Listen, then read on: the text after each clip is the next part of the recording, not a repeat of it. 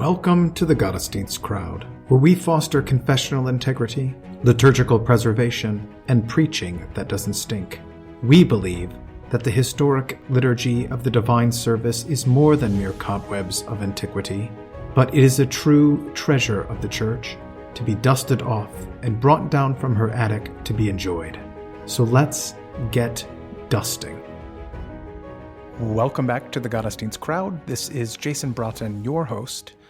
Today we have back with us Mark Braden. He is the pastor of Zion Evangelical Lutheran Church in Detroit, Michigan, and an editor of the print journal with his recurring column, Taking Pains. Welcome back, Mark.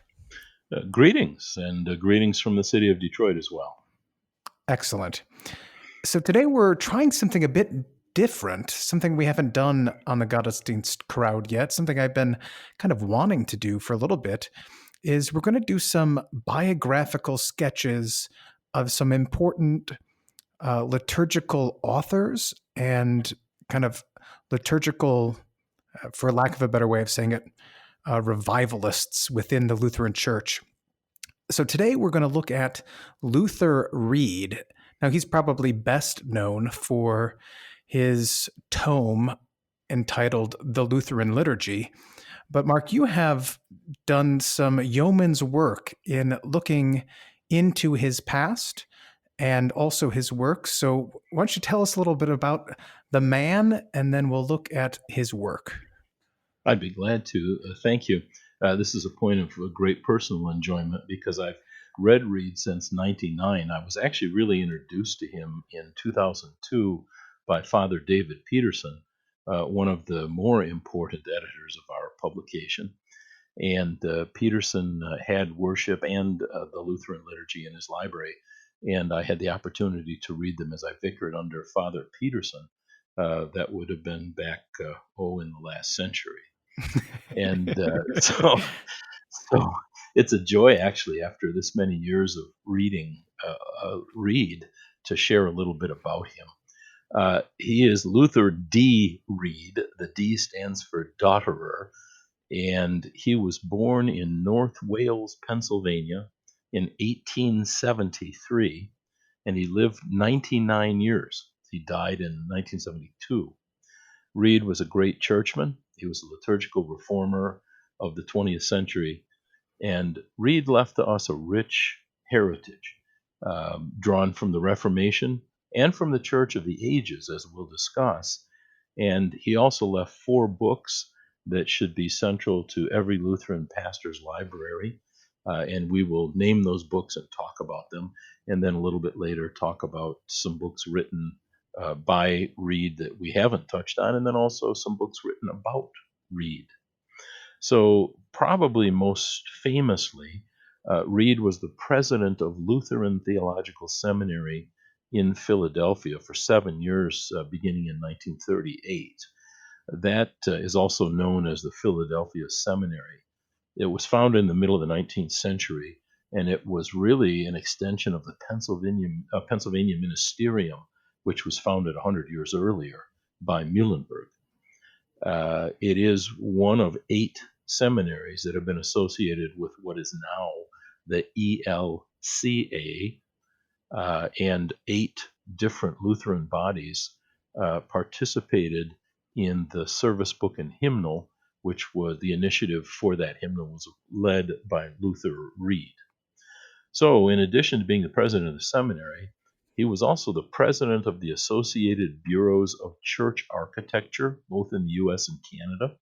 He was the founder and president of the Lutheran Liturgical Association, vice president of the Hymn Society of America.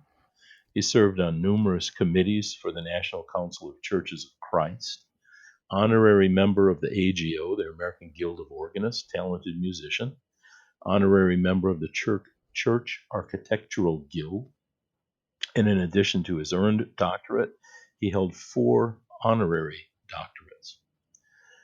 The back cover of his title, Worship, gives a brief biographical sketch, and it says that Reed remembered the days when a young minister had to argue for the use of a black gown and an altar. So He served at a time of liturgical depravity in Lutheranism. He was professor of liturgics at the seminary for 34 years. In 1907, he served as the secretary of the Church Book Committee. That committee reached back and took the common service, which was done in English in the 19th century, and it used the common service as the basis for the new hymnal, Common Service Book with Hymnal. And Luther Reed participated in that. He was the chairman of the Joint Commission 50 years later that prepared the service book and hymnal. In the midst of what was called the frontier tradition, that is, Lutherans in log cabins, with the assistance of many others, he helped Lutherans in America recover their liturgical inheritance. That's a quote from one of his inside covers. So he served as chairman of Conference of Churches in New York in 1936, and he urged that they seriously pay attention to church architecture. And he contended publicly that most new churches were total artistic losses, representing pathetical financial wastes. So he was a little bit sharp of tongue at the same time. So, what kind of church architecture was he coming across that he would make such a rebuke about what was happening at that time? The construction of modern churches that weren't giving attention to the purpose for the church. So Reed ties the architecture to liturgy, and he provides photos actually in his volume Worship of properly done churches that are appropriate settings for liturgy. So what's going on is they're forgetting the liturgy, or they're making the liturgy unimportant, as if that were possible, and they're building churches architecturally that neglect liturgical appointment. So he rails against that. So it's kind of similar to what you find in Lang's Ceremony and Celebration, with the pictures from modern buildings versus ancient buildings. Yes, and Reed does give some. Of course, they're black and white in that publication, but he gives some great photos of properly constructed churches. In 1954, now this is obviously much later, at a meeting in Knoxville of the National Joint Conference on Church Architecture, he was given an award for his contributions to the advancement of better church design in the United States. So what I'm trying to do there is just show you that as a churchman, his contributions were multifaceted, not only liturgy, not only music, but also architecture. Reed wrote a hymn. The tune is called Mount Airy, and that is tied to the address of the seminary in Philadelphia, and that is on Mount Airy.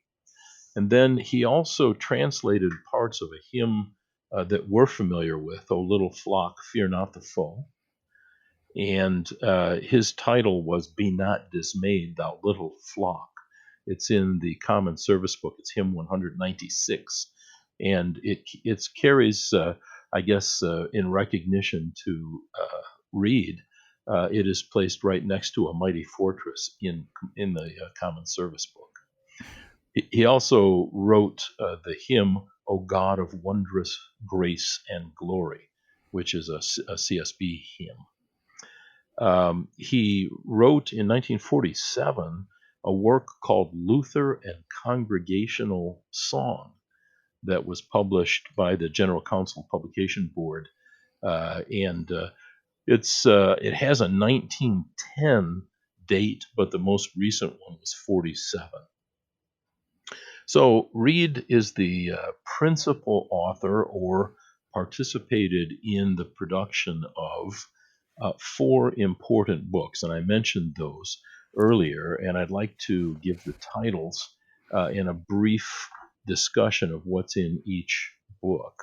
Sure. Before we get there, though, what about a little bit of his childhood? I mean, how did he, if you know this, how did he come into wanting to be a pastor? Was his father a pastor?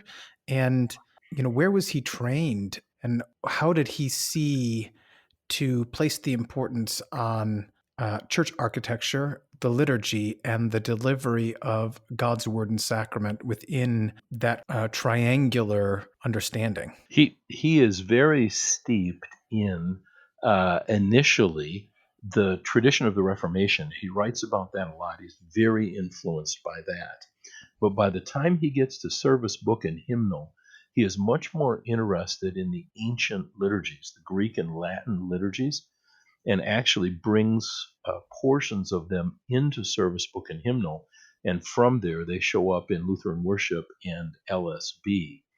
I would refer questions about his life, or early life, as growing up, to an author, and his name is Philip Fattiker, and he has a CPH title that is in print right now. You can go to CPH and get it, and it's called Luther Reed: The Legacy of a Gentleman and a Churchman. Hmm. So there's actually a book about Reed. That's not something that I've spent a lot of time in. I've spent much more time in the books that Reed wrote. No, But I do yeah, know that's fine. that his immediate influence, and he talks about this a lot.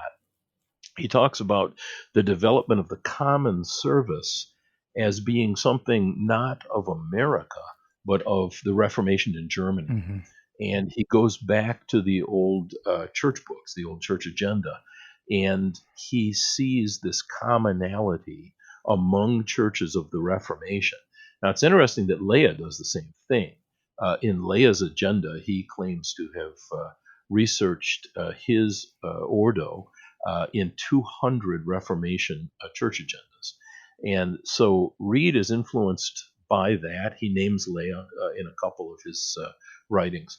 And then later, though, as you draw nearer to the 50s and the service book and hymnal, he really goes for the old Greek liturgies, and that's why you get the old Greek, what we might call a Kyrie, and peace let us pray to the Lord. Lord, have mercy, from the peace that is from above, etc. Hmm. That Reed brings that into service book and hymnal. That's where that comes in, and then it shows up in our Lutheran worship and our LSB.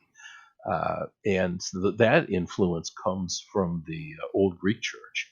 Now, he also mentions repeatedly, as far as an influence, the Orbis Factor setting of the ordinary, and that is the Mass in the Latin.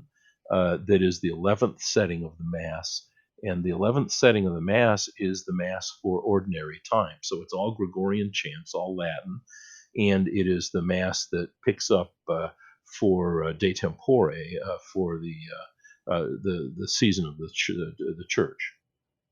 Okay.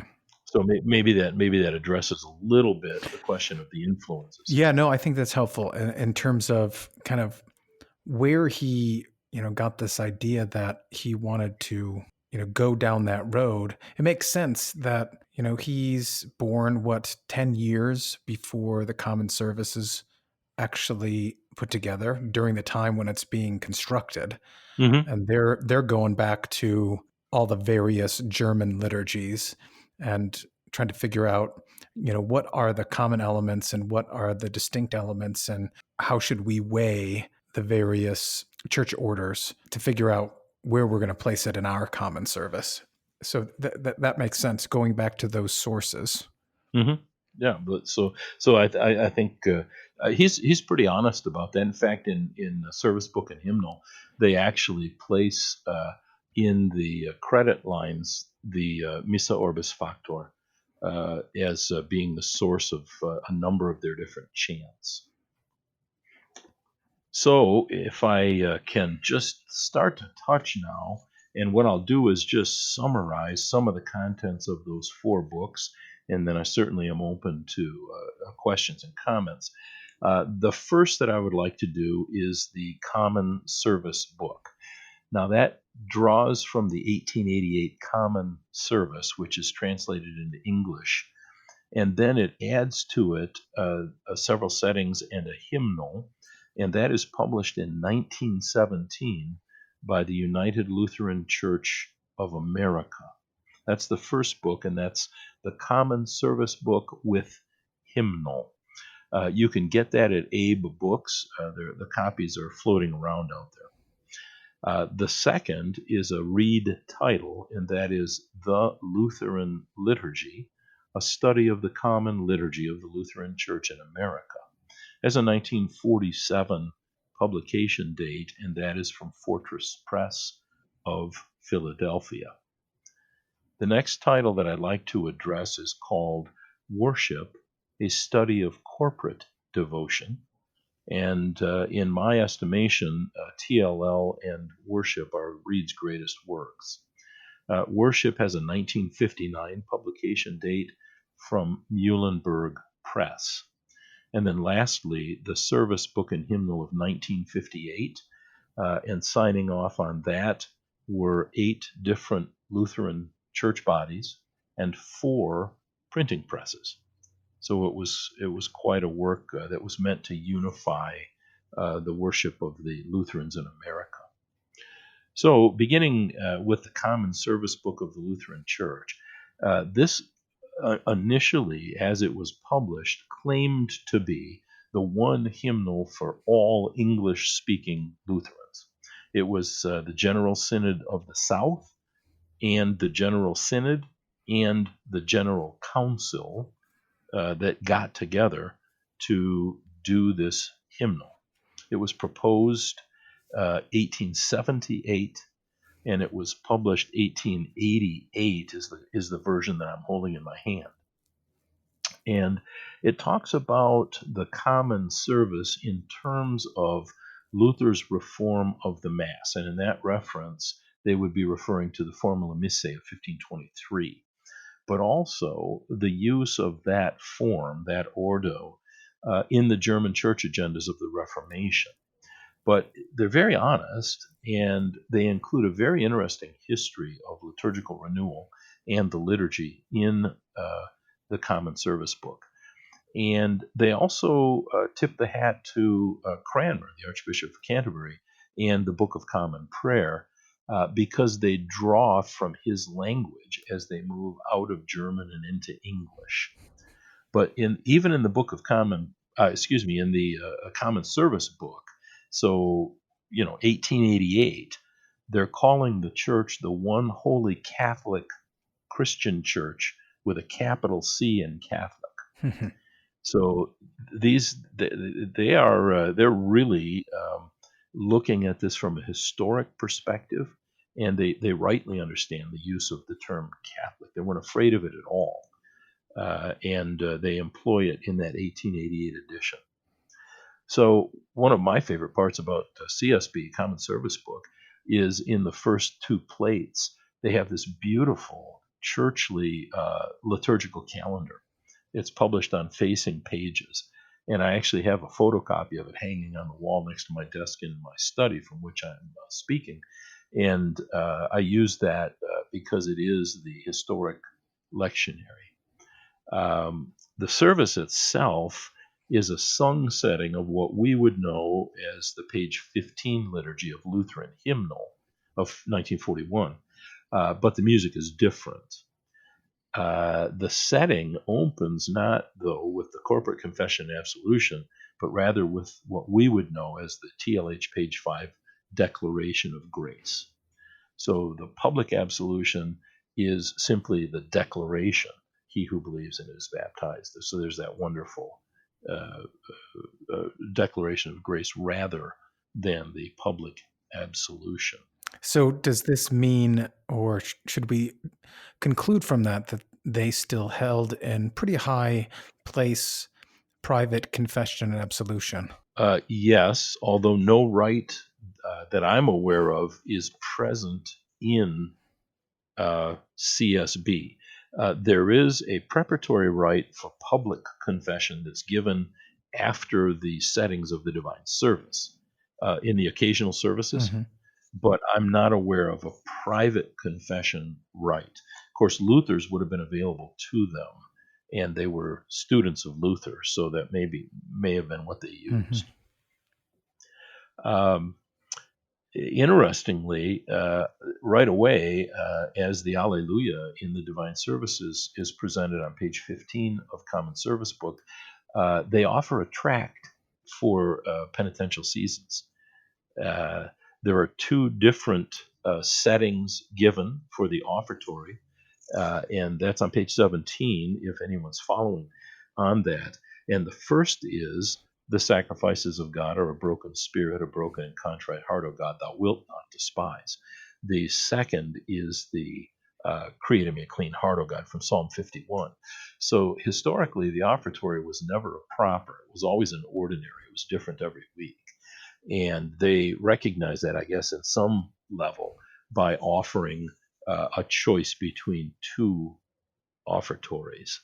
The CSB also in the communion liturgy offers the difference, offers both the Nicene and the Apostles' Creed, and later in the divine service, it allows for the antecommunion. That is, you get all the way up to the communion liturgy, and then you don't have Holy Communion.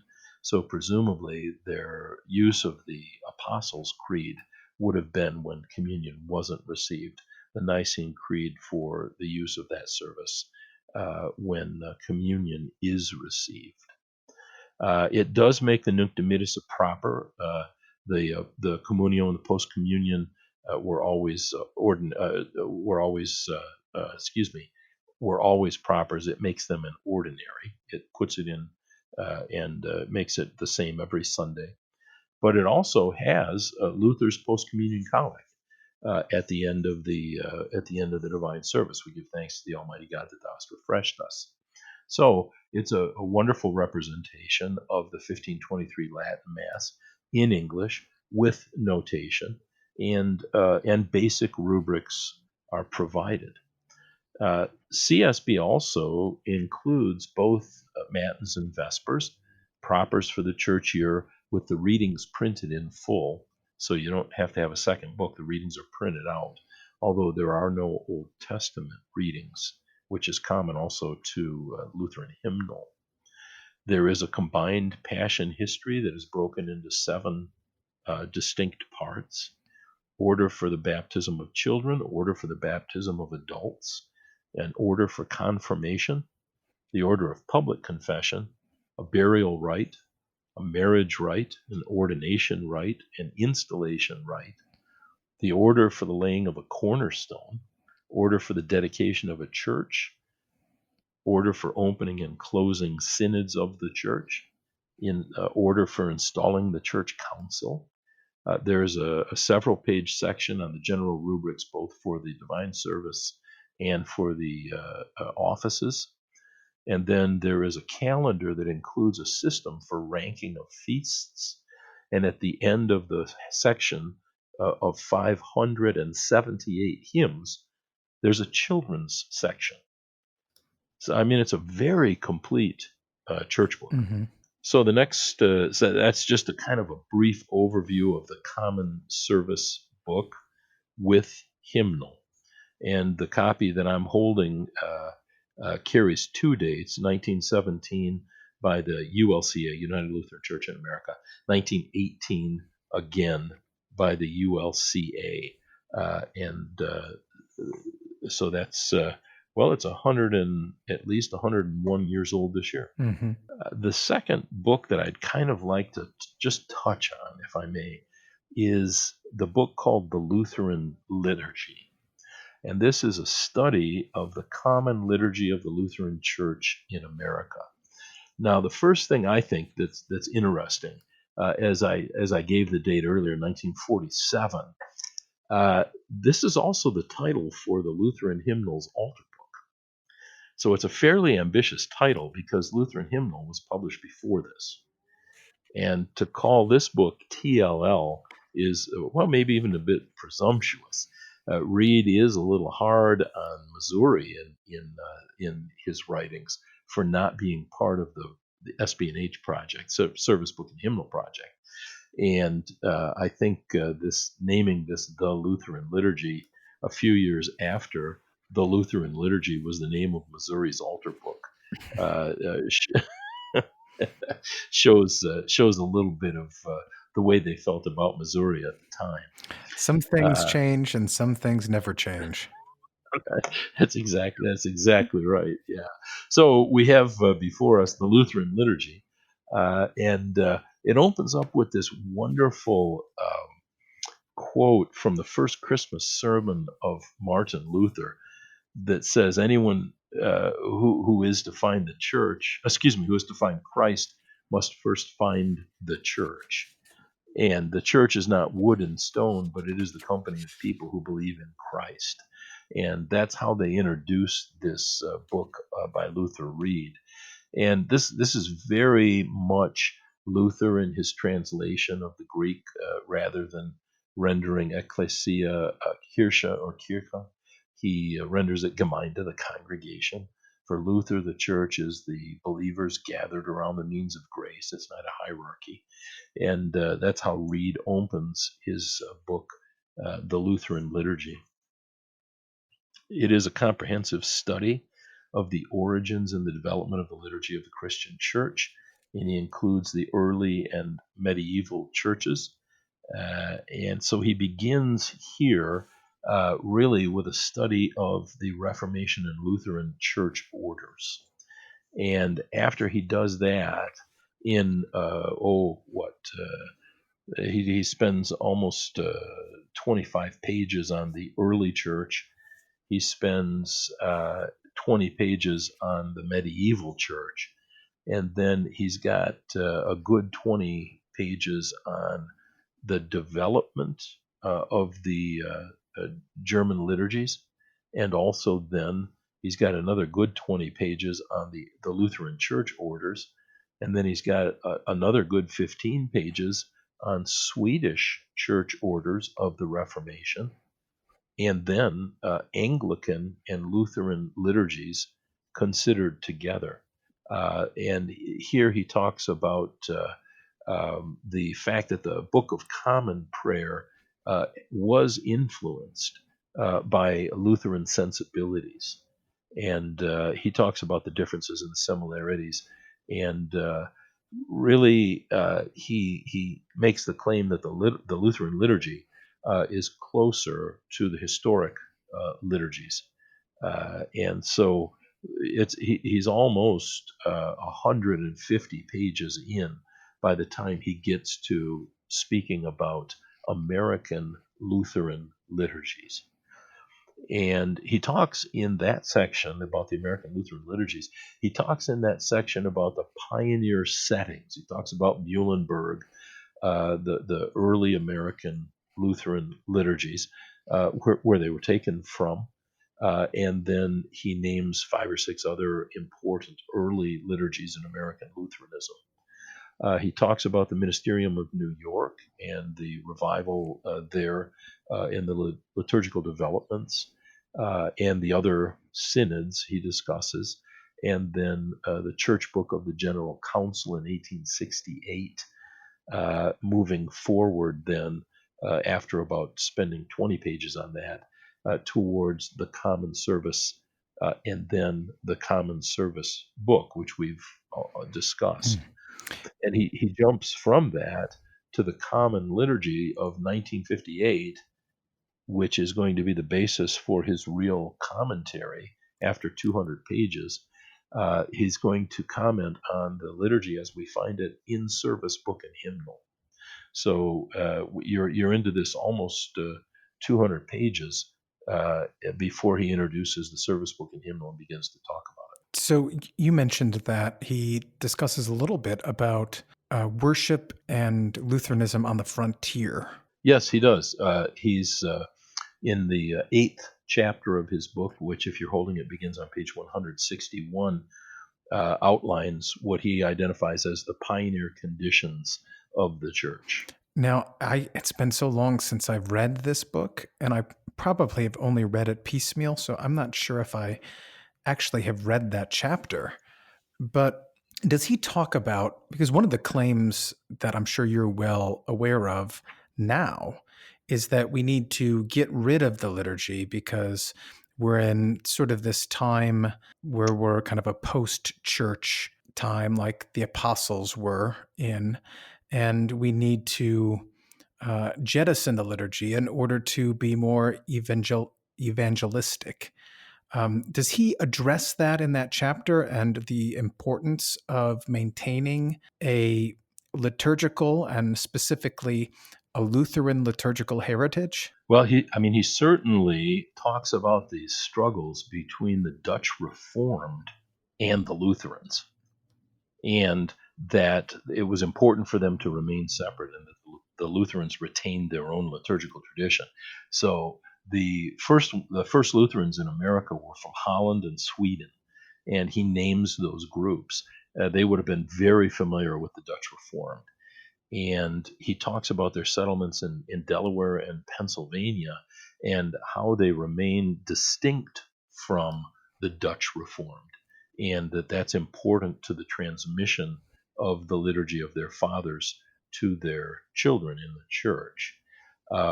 The pioneer condition language deals with the scattering over a wide territory, and the Germans come in the first half of the 18th century, and then he begins to discuss, the influence of the Germans as they come.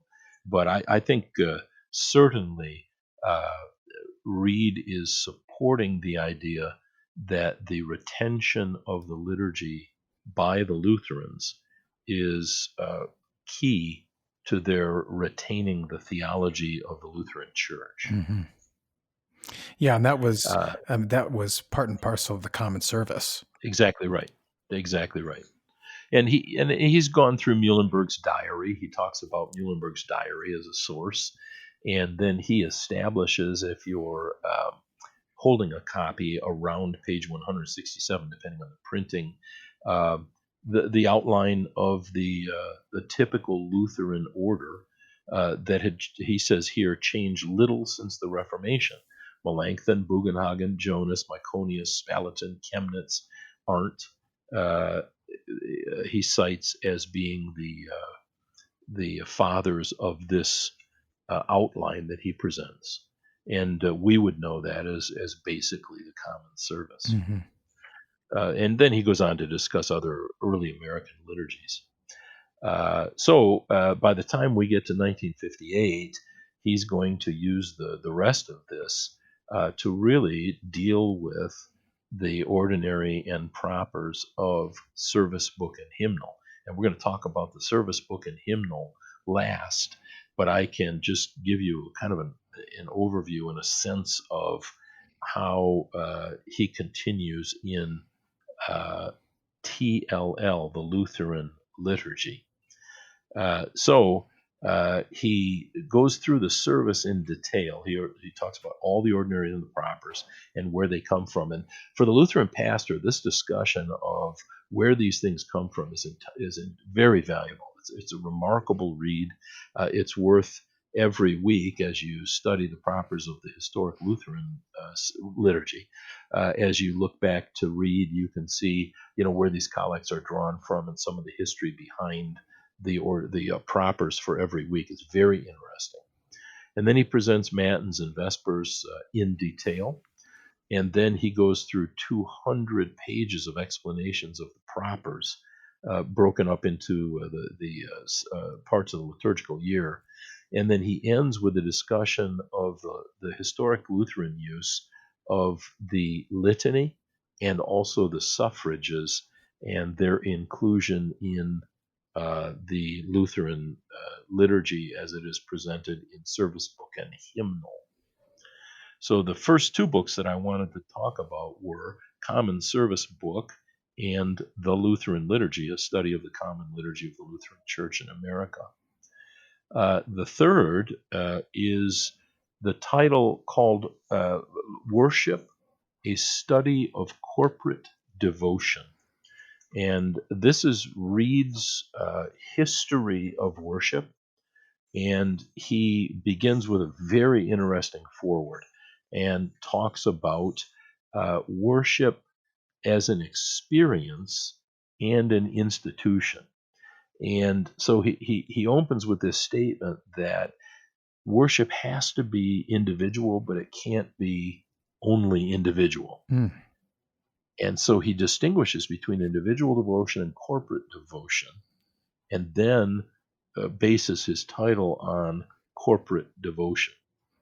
And he does that by opening up with, some 10 what he calls spirits or attitudes that are appropriate to the worship of the triune God. And so he makes this statement: the first important thing about worship that it is more than an experience of an individual, but it must at the same time be an individual experience. And then he talks about these attitudes or spirits, and he says that for worship to be appropriate and reverent, there has to be a spirit of obedience, a spirit of reverence, a spirit of communion, a spirit of fellowship, a spirit of sacrifice, a spirit of celebration, a spirit of edification. That worship must relate the gospel to life, and that lastly, there must be a spirit of permanence. And that goes in both directions. That which we receive, we pass on. So he does that in an introduction of about 9 pages, and he sets the stage for a discussion that's really couched in the ancient church and moving forward in the approach to the divine service. So in his first section after that, he deals with the form and the content of worship. And he begins with a church architecture chapter. And he's got photos, as I mentioned before. He talks about the church year and the importance of the seasons of the church year in catechesis. Hmm. He spends an entire chapter on liturgy as the important core or center of worship. He touches on, in one chapter, of course, he goes back to service book and hymnal, and he talks about service book and hymnal. In 2 chapters, he breaks the divine service in 2 parts, and he describes the liturgy of the divine service in detail in both parts. He talks about the rubrics, he talks about the theology. It's a wonderful section for the Lutheran pastor to read. And then he goes into the next major section of his book, and that major section deals with church music. And it is an extensive section, and he calls it the ministry of music. And he again goes back to what he calls the thread of history about the music of the church. And he talks about how the church views music, and then he distinguishes 3 different kinds of music: the music of the liturgy, the music of the hymn, and the music of the choir. And he treats each of those in a different section. And those sections are, 11 or 12 pages long. And then I mentioned in his biographical information that he was an AGO member, American Guild of Organists. He goes into the organ, and he treats the organ in 2 chapters. One, the history of the organ, which for somebody like me who's not a musician, that is very interesting. And then the liturgical requirements and use of the organ in the divine service. And in that section, he actually presents specs for how to build an organ that is perfect for the divine service. And his final section of worship is entitled Leadership. So that would be leadership of the divine service. He spends an entire chapter on the minister and his part in the divine service, a chapter on vestments, a chapter on ceremonial. He's got a full, 15, 16 pages on the celebration and administration of Holy Communion. And then he moves back to music, and he's got a chapter on the organist and the choir master, and then on musical accompaniment and interpretation. And then he goes to a full chapter on chanting. That's 12 pages long. And, of course, we've seen in SB&H, Service Book and Hymnal, that he's going to bring some of the old Greek and Latin forms into the liturgy. And he talks about chanting, and then the administration of a choir, And then he ends with a very interesting chapter on the history of the liturgical movement. Now, in Service Book and Hymnal, there is also a section in the front of the hymnal that chronicles the history of liturgical reform in the Lutheran Church in America. And these are very valuable for Lutheran pastor because they introduce us to very interesting characters and titles. And in fact, one of them is Pro Ecclesia. And if you go online and Google Pro Ecclesia, all of the back issues of Pro Ecclesia are available online. And in the first edition, there's a bibliography, and that bibliography lists some of the works that these men used, our liturgical fathers, as they worked towards reform of the liturgy in the Lutheran Church in America. So it really is an opportunity to meet our fathers as we read his chapter in worship and then the introduction to the liturgical reform as he has it in the service book and hymnal. So, with the permission of the host, I'll move on to the service book and hymnal. No, you do not have my permission. Yeah, of course. Oh, well, I guess we have to stop. Yeah. So the copy of Service Book and Hymnal that I'm holding in front of me is a printing in 1958, and it lists 8 Lutheran bodies, and it is printed over and over again from 58 to 61, and after that, I don't have anything in my library that touches on this. I do have, probably 125 or 130 books on my liturgy shelf. But for a service book and hymnal, I stop in 1961. So service book and hymnal is a comprehensive hymnal, and I would say, for me, it's got some very important features, very interesting features, with looking backwards on the development of the liturgy among American Lutherans. First would be the return of the Eucharistic prayer. In history, before the Reformation, there are no liturgies, East or West, that don't have a Eucharistic prayer. And of course, Luther's excision of the canon set Lutherans up to go forward without a Eucharistic prayer. And you've heard me talk before, I think, about my theory that in the 1526 Deutsche Messe, where Luther inserts this long exhortation to communicants where the canon was cut out, he actually includes anamnesis language that's very similar to parts of the canon that were excised. So I think Luther is sensible of this. And the sensibility of service book and hymnal is to retain what Luther and the reformers did, but at the same time look for the good in earlier and more historic liturgies.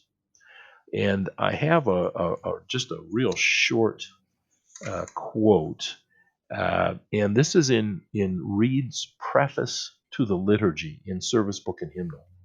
At the same time that our churches in America have come more fully to appreciate each other, they have also discovered, through deepened scholarship and broader fellowship, the rich treasury of ecumenical liturgy, especially in the ancient Greek tradition, antedating the Roman Rite, from which our European usage has been derived. A vision clearer than was sometimes possible in the turmoil of the Reformation controversy has revealed the enduring value of some elements which were lost temporarily in the 16th century reconstruction of the liturgy. And I think that paragraph, which, if you're following, is found on Little Roman numeral page 7 in the preface, I think that really sets up everything that follows in service book and hymnal. It is a retention of the Lutheran form, but the sensibility is more ancient, and they are not afraid to reach back into the old liturgies and bring things that they deem to be good forward. Now, let me ask you, how was that received at the time when it is first released? And did the rubrics that accompany some of those ancient rites come with it? Some do, although, for instance, in peace let us pray to the Lord, Lord have mercy for the peace that is from above, etc. Um, that's in a different place in this liturgy. It's not the entrance litany, but it is there, and it's pointed musically to two different settings.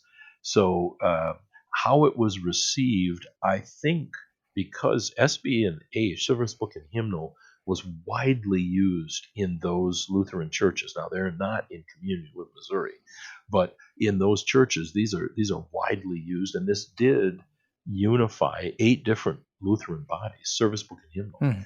So that's a pretty significant reception, and I can name those bodies: the AELC, the ALC, the Augustana ELC, the ELC, the Finnish ELC in America, the Lutheran Free Church, the UELC, and the ULCA. So those end up being part of that kind of quasi-denominational ELCA that presents itself today. And so those are the forerunners. But the reception, I would say, was very good. One of the things that I'm not going to talk about at all is the Service Book and Hymnal Altar Book. But if you can get a hold of a used copy of that, and you're making homebound visitations, that's equally as usable as Father Heath Curtis's Daily Mass book, because it's got everything in it you need.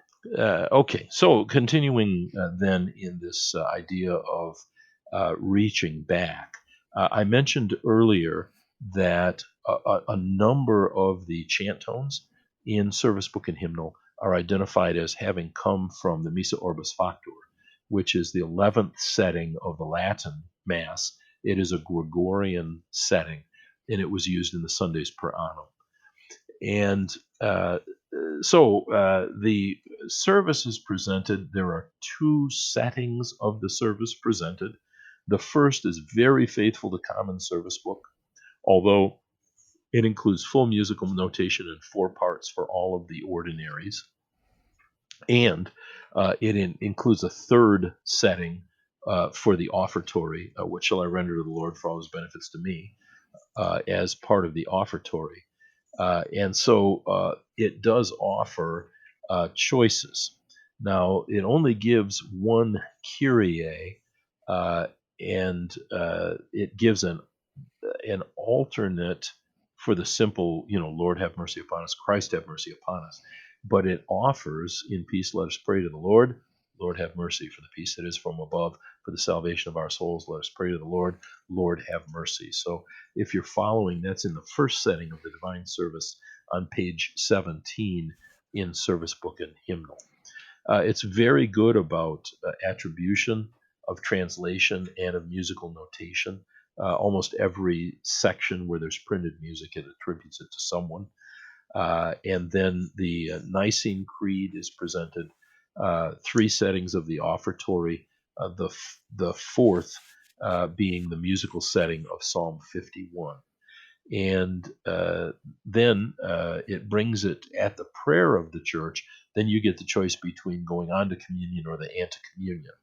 And then this is really where SB&H sets itself apart, and that is that after the preface and the appointed proper preface, we have the Sanctus, and then after the Sanctus, we have the great prayer of thanksgiving, in which the Verba Domini are embedded and the Verba Domini are prayed. So this is quite different than what we read in Luther about the need for the proclamation of the Verba Domini. They are included here in the prayer. And the words of the prayer, it's a 3/4 of a page. It's quite a large prayer, and it would be common. Many of our guys would recognize the language of this prayer. Holy art thou, Almighty and merciful God. Holy art thou, and great is the majesty of thy glory. Thou didst so love the world as to give thine only begotten Son, etc., etc. And then the Verba Domini come right after that. And then you have the anamnesis, remembering therefore his salutary precept, his life-giving passion, etc. And that gives way to the Lord's Prayer after the consecration. Now, Luther has a form that's not too different than that, with the Lord's Prayer after the consecration, but the praying of the Verba Domini really does distinguish this from the 1523 Formula Missae and the 1526 Deutsche Messe. And then there is an alternate given, and the rubric is here, or instead of the above, the the minister may say the words of the institution, followed by the Lord's Prayer. And then it just has the straight Verba Domini and the Lord's Prayer spoken. Mhm. And then the minister turns to the congregation and sings, "The peace of the Lord be with you alway," not always, alway. And the congregation responds, "And with thy spirit." And then comes the Agnus Dei. And there are two settings given. One is from Braunschweig in 1528. The other is a plain song setting from a Swedish missal. And the distribution, the Nunc Dimittis after the distribution, it offers four prayers after communion. The first being Luther's, so we give thanks to the Almighty God, and then the final blessing with the Aaronic benediction. The second setting of the service is substantially the same words, but it's a different musical setting, and there are musical attributions throughout. But it seems like the Bohemian Brethren of 1544 and the Swedish Missal and the Missa Orbis Factor. I'm sorry. These are the main sources of the chant tones. And then there's an apology offered in the introduction that a third setting isn't presented. And the apology includes an explanation of why it's not presented, but it directs towards some old Reformation era church books to find that setting. And I haven't done any work on that, but I think it's an interesting inclusion in an introduction. Mm-hmm. So then after that, the hymnal follows. It's a very full hymnal. It includes the proper prefaces with musical notation, and then all the introits, collects, lessons, epistles, graduals, and gospels. And in this case, the scriptures are listed only by the name of the book and the verses, but the propers themselves, introit, collect, etc., are written out completely. And following that, you have matins and vespers. There is a section where the graduals for the season are all pointed. And then after matins and vespers, you have suffrages, litany, and then the psalms, but not all of them, like our modern hymnals don't include all of the psalms. Mm. A rite for public confession, a burial rite that is pointed for singing, and following that, a marriage rite, a section on general rubrics with the table of movable feasts, and a little bit of help by ranking for precedence of festivals. And if you're working on the calendar for next year, February 2 is going to be a difficult one to rank. So the table on page 278, Service Book and Hymnal, can be of help. Now, I wanted to ask you about, so how inclusive was was the sanctoral calendar within Service Book and Hymnal? The calendar they present is substantially the same calendar as the Common Service Book, and the sanctoral mentions are the ones that we would know, the big feasts of Christ, and those the observance of saints' days. Um, they call these lesser festivals, but the least of the festivals that they treat are apostles, evangelists, and martyrs. Those would be named martyrs. And then the presentation, the visitation, the annunciation, transfiguration, and St. Michael. And interestingly, St. Michael and all angels put together.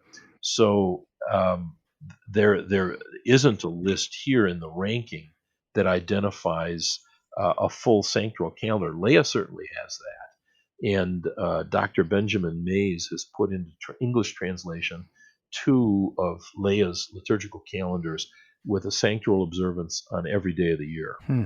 Uh, and then there's a brief introduction, and they call this the common hymnal, even though the title is Service Book and Hymnal.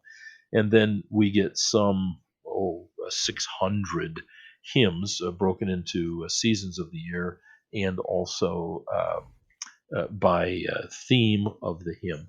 And then there's a section in the back of 2 or 3 pages that's just doxologies, and then a full, for instance, we talk a lot about the old 100th. There's an old 124th. Who knew? Mm-hmm. It's from the Genevan Psalter. Well, of course, musicians know, and they're all laughing right now that I said that. But and then there's a full set of indexes in the back of the hymnal. So the idea behind this was to talk a little bit about Luther Reed, his history, and also the 4 big books that he either wrote or was a principal in the production Mm-hmm. of. There's another book written by Luther Reed, published by the ULCA, and the title is Collects and Prayers for Use in the Church. And that is 1935, and that includes pointing. Hmm. Another Luther Reed title is, and it's a little longer title, The Psalter, and canticles pointed for chanting to the Gregorian psalm tones, with a plain song setting for the order of matins and vespers, accompanying harmonies, and tables of proper psalms for the use of evangelical Lutheran congregations. And that is the General Council Publication Board of 1901. He also has several published musical settings. He has one that's simply called the Responsories, musical settings. He has a musical setting called Season Vespers, and this is containing the full text of the Vespers service with a hymn of invocation, the authentic music of the responses, and of the proper antiphons, psalms, and canticles for every season of the church year, and the authentic music of the litany and the suffrages with accompanying harmonies for the organ. That's a 1905 date, and he is one of 3 authors of the music and the language. And then about Luther Reed, there are a couple of books that are very interesting. I mentioned earlier that CPH has a title, Luther Reed, The Legacy of a Gentleman and a Churchman, and that is by Philip Fothtiker. And then Luther Reed and the Lutheran Liturgical Renewal in America. That's a title by Harold Thomas Fries, and it was published in 1966 by the Lutheran Theological Seminary at Gettysburg. So not only books by Reed, but books about Reed. So, Now, yeah, go ahead, please. so what do you think Reed's overarching legacy for us would be? I think Reed is a bold reformer in a way that other liturgists at the time or liturgiologists at the time were not, in his willingness to reach back into the early church and find elements that had been lost during the Reformation and return them in an appropriate Lutheran way. I think the downside of some of the things that went on with service book and hymnal is there was an unhealthy ecumenicity that followed in all these church bodies getting together when they really actually didn't have the same confession. And I think that in liturgical renewal you get that. I mean, look at our side. We had the same thing certainly. You've got guys like Pete Korn and Weber and Vismar and von Schenken, the St. James group. And there was a little bit of an unhealthy ecumenicity in that as well. And so I think that that goes together with it hand in hand. Now that's a personal opinion. To people who are actually scholars, I would leave the work of answering that. But I do think that including language from the early liturgies, and then also bringing back the Eucharistic prayer, which is right. It was taken out during the Reformation for very good reason, and Luther certainly didn't have the luxury of the ability to sit down and craft a liturgy. He simply took what he had and cut parts out. And he talks about that a lot in volume 53 of the American edition. He says, here we retain what we've always used. Well, and what we've always used is in the Latin Missal. And so I think that Reed was bold in that respect. And also, they did end up leaving to the church 4 significant books that the Lutheran pastor inside of the Lutheran Church Missouri Synod can use as a great resource, as a learning tool for understanding liturgical renewal and the relationship between our liturgy and the earliest of the liturgies. We have Acts 2:42 forward. We have Didache.